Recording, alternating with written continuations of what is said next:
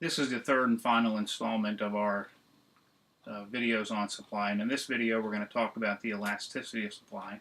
And much like demand curve, the elasticity of supply simply tells us the responsiveness of the quantity supplied of some good or service to a change in the price of that good or service. So we look at the same equation as the percentage change in quantity supplied of good X divided by the percentage change in the price of that good X. And we can look at one of the extreme examples right here. We'll call this this is referred to as a perfectly inelastic supply curve. Any resulting increase in price does not result in an increase in quantity whatsoever. And that's when we have something like fixed factors. We can have this if it's a concert with 20,000 seats that they can't expand the seating in the short run, or a stadium for a football game, or you could look at housing in the short run, say along a beach resort or the Outer Banks. There's a fixed number of seats or a fixed number of units that can be sold. Therefore, any increase in the price of this good or service is simply met with a higher price and not with a corresponding increase in the quantity supplied of some good or service. In this case here, we would say the price elasticity of supply is zero, and it is perfectly inelastic. At the other extreme is something that is perfectly elastic. We look at, say, the supply of some good where the factors of production are readily available without an increase in the price. Suppose you have a surplus of labor and the only input in the production of this good is labor. You can keep hiring more and more labor to fulfill new demand for the good without a resulting increase in the variable or marginal cost of this good. And so any increase in the demand for the good is simply met with an increase in the quantity supplied of the good. And here we say the supply curve is perfectly inelastic. It's greater than 1, in fact it's infinite, and so it's perfectly elastic. Any price elasticity of supply between 0 and 1 would be inelastic. Anything greater than 1 would be elastic.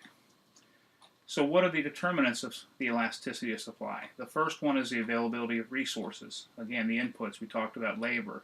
You could look at, say, a toothpick factory. They had to expand production. They wouldn't be running short of wood, obviously, so the marginal cost would not increase to keep expanding output. That would be a fairly inelastic supply curve. On the other extreme, if you're talking about, in the short run, you're talking about gasoline, and there's a fixed supply of oil that's not readily available, that would result in a fairly inelastic supply curve for gasoline because the availability of resources used to produce gasoline are not there. Factor mobility, the ability to switch to other goods. This could be a boat manufacturing facility. In the long run, it might be able to switch to producing other goods, but in the short run it really can't, so it has a pretty inelastic supply curve in the short run. We'll look at this in a second with labor. If you have skills that are adaptable to many other areas, you would have a fairly elastic supply curve for your labor services. You are very mobile between careers. On the other hand, if you have skills that are not adaptable elsewhere, you have a pretty inelastic supply curve for your labor services. We see this also with moving. People who are willing to move to remote areas or other areas are going to be far more mobile. They will have a more elastic supply curve for their labor services. Somebody who must live in one area, they can't move around, will have a pretty inelastic supply curve because they don't have that mobility. Number 3 is the length of the production cycle. If the demand increases in the short run, a company that has a long production cycle cannot increase output that quickly. Therefore, it simply responds to an increase in demand by raising the price. If it's a short production cycle, it's something that can be produced in, say, an hour, you simply increase production, the supply curve will be fairly elastic.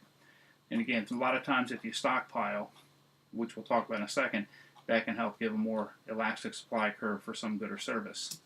Capacity constraints. An example of this would be, say, a college, a university that is highly sought after. A lot of students want to go there. It's going to be maximized. It's going to be a constraint, and therefore it's going to be a capacity, and therefore it cannot easily expand admissions, and therefore it has a more inelastic supply curve relative to a university that has a lot of excess capacity. It can simply respond to an increased demand by adding more people.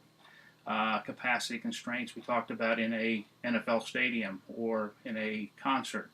Those would be capacity constraints that would have a very, very inelastic demand curve, whereas access to, say, a beach, which is wide open, will have a more elastic supply curve. And the last one we just talked about was the ability to stockpile a finished product.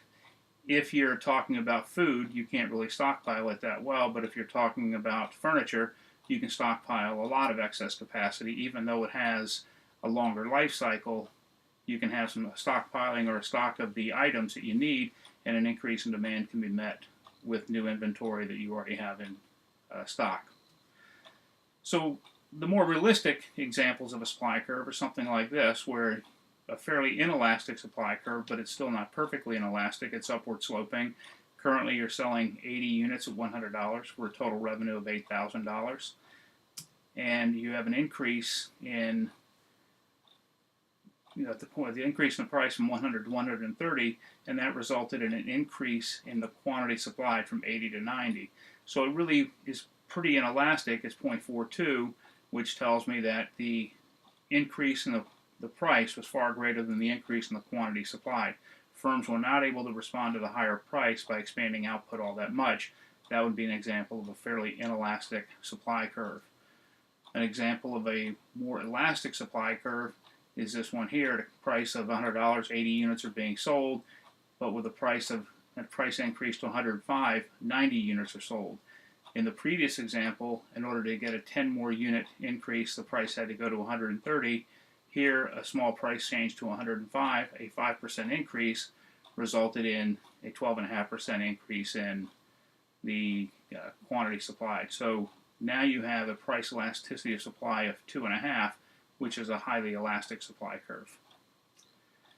So we can look at these two together. We have one where you have a supply curve with a lot of immobile factors of production, so it's going to be more inelastic, and a supply curve where the factors of production are more mobile, that will be more elastic. And you start with, say, L1 units of whatever this is, and if you decrease to L2, for the first one, for the mobile factor, the price won't fall that much, but for the immobile factor, it will fall a lot. We can look at this as, say, what I talked about earlier. We talked about labor. Someone with a lot of skills that they can be adapted elsewhere. If somebody tried to reduce their wages, they would simply move to those other jobs that they could get.